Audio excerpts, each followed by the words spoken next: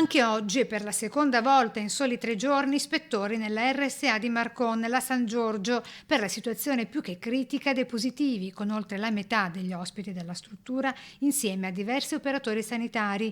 È stato il primo cittadino a chiedere, come tramite di familiari, tali ispezioni. Il numero di contagiati sono 55, 11 attualmente i dipendenti anch'essi contagiati.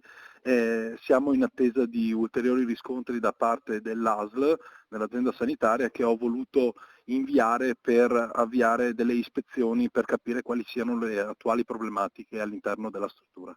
La San Giorgio, struttura privata non accreditata con la regione né convenzionata con il comune, ospita un totale di 82 persone. Si tratta di genitori e nonni di cui i figli e nipoti a casa non sanno nulla sulle loro condizioni di salute. Forte la preoccupazione poiché da tempo non riescono a mettersi in contatto né con loro né con gli infermieri operatori della casa di riposo.